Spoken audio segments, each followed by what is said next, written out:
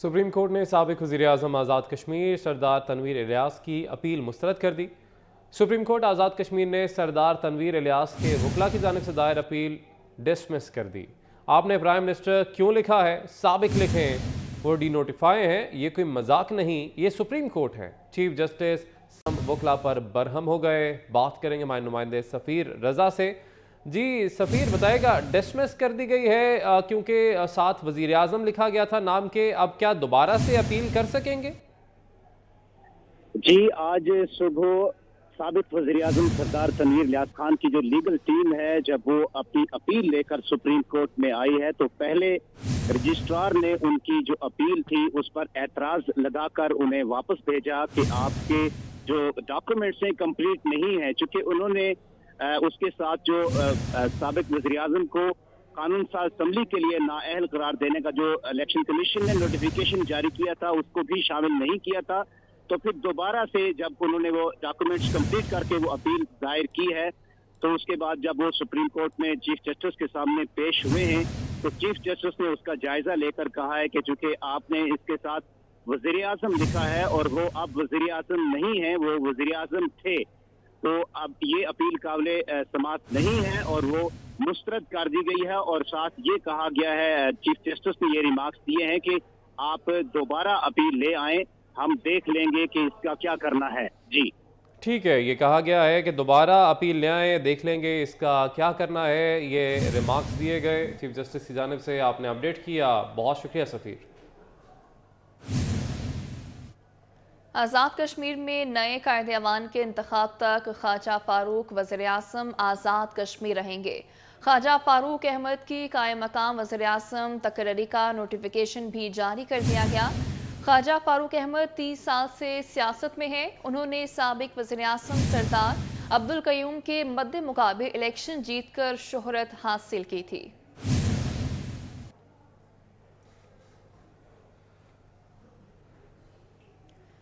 Supreme court practice and procedure act के खिलाफ एक और दरखास्त दायर कर दी गई है। सुप्रीम कोर्ट में दरखास्त राजा आमिर और अमीर अब्दुल्ला एडवोकेट ने दायर की। दरख्वास्त में विफाक, वजारत कानून और वज़ीर आज़म के प्रिंसिपल सेक्रेटरी को फरीक बनाया गया है। बात करेंगे अमानत गशकोरी हमारे साथ मौजूद हैं। अमानत, बताइएगा। जी, supreme court practice and procedure act जो है हुकूमत की जानिब से जो हाल ही में जारी किया गया है, उसके खिलाफ एक और दरखास्त सुप्रीम कोर्ट में दायर की गई है। और ये दरखास्त जो है एडवोकेट अमीर अब्दुल्ला और उनके साथ जो है राजा आमिर, उन्होंने दायर की है। और इसमें ये सदा की गई है कि सुप्रीम कोर्ट जो मुजवज़ा एक्ट है उसको कलअदम करार दे। और दरखास्त में जो मौक़िफ़ अख्तियार किया गया है कि मुजवज़ा जो एक्ट जारी किया गया है हुकूमत की जानिब से वो बदनीति पर मबनी है और इसमें ज़ाती मफादात जो हैं हुकूमत के वो वाबस्ता हैं। और इस तरह के जो एक्ट हैं और बिल हैं, इससे अदलिया की जो आज़ादी है वो दाव पर लगती है। और इस्तरा की गई है कि इस बिल को आइनी और कानूनी तौर पर गलत करार देते हुए कलअदम करार दिया जाए, जबकि इससे बाकी हुकूमत वज़ारत कानून और वज़ीर आज़म के प्रिंसिपल सेक्रेटरी फ्रीक बनाया गया है। ठीक है अमानत, बहुत शुक्रिया, आप हमें अपडेट कर रहे थे। लाहौर हाई कोर्ट ने जमान पार्क में इमरान खान की रहायशगाह के बाहर तजावुजात और पीटीआई कारकुनों को हटाने की दरख्वास्त पर समाअत की। आईजी पंजाब और कमिश्नर लाहौर के वकील ने जवाब जमा करवा दिया है। अदालत ने 19 अप्रैल को दीगर फ्रीकैन को भी जवाब जमा कराने की मोहलत दे दी है। जस्टिस अली वाक़िद नजफी की सरबराही में 2 रुकनी बेंच डॉक्टर शीरी जफरुल्लाह समेत दीगर की दरख्वास्तों पर समाअत की। बात करेंगे हमारे नुमाइंदे मलिक अशरफ से। जी मलिक अशरफ, आगाह कीजिएगा। जी बिल्कुल, आज लाहौर हाई कोर्ट के जस्टिस अली वाक़िद नजफी और जस्टिस अनवर पन्नू पर मुश्तमिल 2 रुकनी बेंच ने इस दरखास्त पर समाअत की है। और ये दरखास्तें जो है वो ज़मान पार्क के रहायशियों की जानिब से दायर की गई हैं, जिसमें डॉक्टर शीरी जफरुल्लाह समेत दीगर हैं। और उनका ये कहना है कि वो यहाँ के रहायशी हैं, लेकिन इमरान खान की रहायश के बाद यहाँ पे एक तो पीटीआई के कारकुन यहाँ पे जमा रहते हैं और यहाँ पे वो शोर शराबा करते हैं और तजावुज़ात भी यहाँ पे कायम है, जिसकी वजह से यहाँ के रहायशियों को परेशानी का सामना है। तो अदालत की ये सदा की गई है कि अदालत इन तजावुज़ात को हटाने और जो पीटीआई के कारकुन यहाँ पे जमा होते हैं उनको भी रोकने का हुक्म दिया जाए, ताकि यहाँ पे वो सुकून से अपनी रहायशगाहों में रह सके। इसमें आज अदालत में आईजी पंजाब और कमिश्नर लाहौर डिवीजन की जानिब से जवाब जमा करवा दिया गया है, जबकि जो फ्रीक नंबर 4 है उसकी जानिब से जवाब जमा नहीं करवाया गया। और सरकारी वकील ने इस्तदा की है कि रिस्पोंडेंट नंबर 4 की जानिब से जवाब जमा कराने के लिए उन्हें मोहलत दी जाए, जिस पर अदालत ने केस की समाअत 19 अप्रैल के लिए मुलतवी करते हुए फरीक नंबर 4 जो है उन्हें जवाब देने की मोहलत दी है। जी ठीक है, बहुत शुक्रिया अशरफ, आपने अपडेट किया।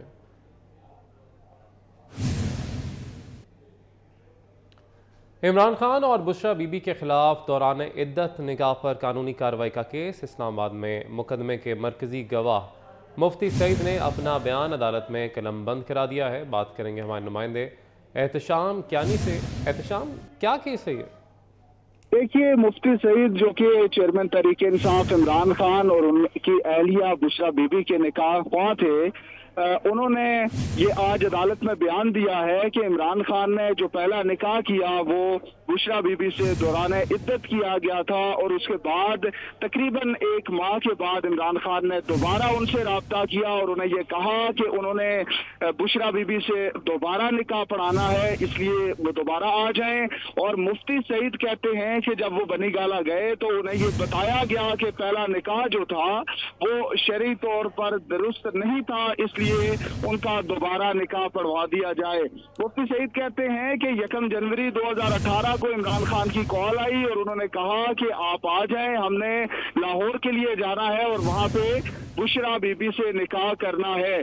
मुफ्ती सईद को लेकर वो लाहौर गए, लाहौर के डिफेंस में निकाह की तकरीब हुई और मुफ्ती सईद कहते हैं कि वहां बुशरा बीबी के साथ एक खातून मौजूद थी जो कि खुद को बुशरा बीबी की बहन कहती थी। उनसे मैंने मालूम किया कि क्या शरई तौर पर बुशरा बीबी का निकाह हो सकता है, तो उन्होंने यकीन दहानी कराई कि इस वक्त जो निकाह के लिए तमाम तर शरई शराइत हैं वो मुकम्मल हैं और निकाह हो सकता है। इस बुनियाद पर मैंने इमरान खान और बुशरा बीबी का निकाह पढ़वाया, जिसके बाद वो इस्लामाबाद में आकर इकट्ठे रहने लगे।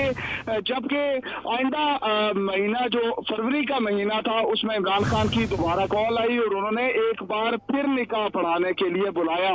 मुफ्ती सईद कहते हैं कि इमरान खान से करीबी ताल्लुकात थे, उनकी कोर कमेटी का हिस्सा भी था और तमाम तर ये जो सूरत-ए-हाल थी वो उन्होंने अदालती रिकॉर्ड पर आज रख दी है। और उन्होंने ये भी बताया कि इस मुकदमे के जो दरखास्त गुजार हैं, जो कि इस तगासा के कंप्लेनेंट हैं, वो भी मेरे पास आए नमाज तरावी के बाद।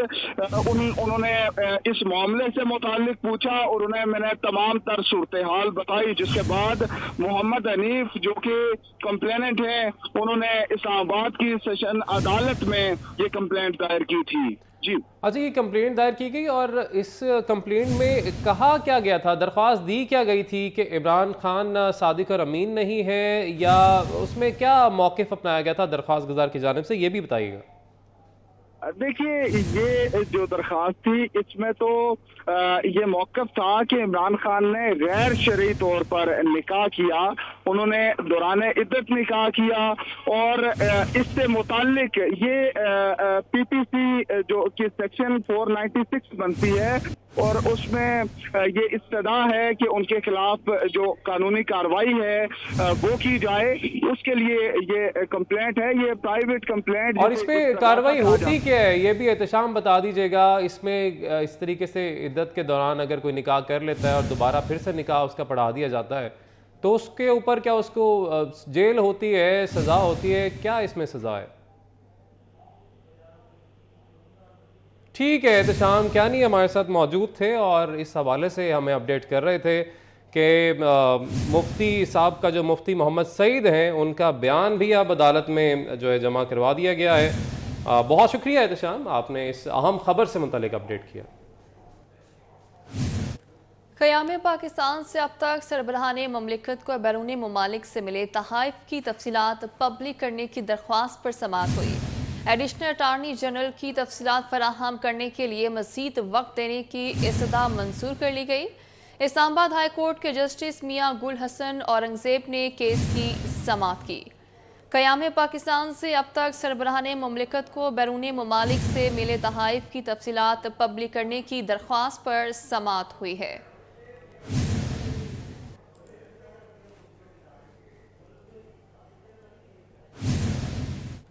वज़ीर-ए-आज़म शहबाज शरीफ के खुसूसी रमज़ान पैकेज के तहत 9 शहरों में मुफ्त आटे की तकसीम के अदादो शुमार जारी कर दिए गए। पंजाब के 9 शहरों में अब तक 3,67,38,758 मुफ्त आटे के थैले तकसीम किए जा चुके हैं। बात करेंगे अली रामे हमारे साथ मौजूद हैं। अली बताइएगा। जी बिल्कुल, वज़ीर-ए-आज़म पाकिस्तान में शहबाज शरीफ की जो खुसूसी हदायत हैं उसके मुताबिक रमज़ान पैकेज के तहत जो है वो 9 शहरों में मुफ्त आटे की तकसीम के अदाद-ओ-शुमार वो पंजाब हुकूमत की तरफ से जारी किए गए हैं और इसमें अब तक पंजाब के 9 शहरों में 3,67,38,758 मुफ्त आटे के थैले जो हैं वो तकसीम हो चुके हैं, जिसमें 9 शहरों के अंदर लॉर्ड डिवीजन जो है रावलपिंडी, गुजरांवाला, भावलपुर, सरगोदा, मुल्तान, फैसलाबाद, डेरा गाजी खान और साहिवाल जो है वो शामिल है। अब इसमें 9 शहरों में आटे की तकसीम में लाहौर, क्योंकि आबादी के लिहाज से यहाँ पे पहले नंबर पर, जहाँ पर सबसे ज़्यादा आटे की तकसीम जो है वो की गई और कमिश्नर लाहौर अली रंधावा की निगरानी में अब तक 55,59,996 मुफ्त आटे के थैले जो हैं वो तकसीम हो चुके हैं, जबकि दूसरे नंबर पर भावलपुर है जहाँ पे 48,59,000 से जायद के आटे के थैले जो है वो दिए जा चुके हैं। डेरा गाजी खान भी इसमें शामिल है जिसमें 48,48,000 से जायद जो आटे के थैले हैं वो लोगों में मुफ्त तकसीम किए जा चुके हैं। ठीक है अली, बहुत शुक्रिया, आप हमें अपडेट कर रहे थे।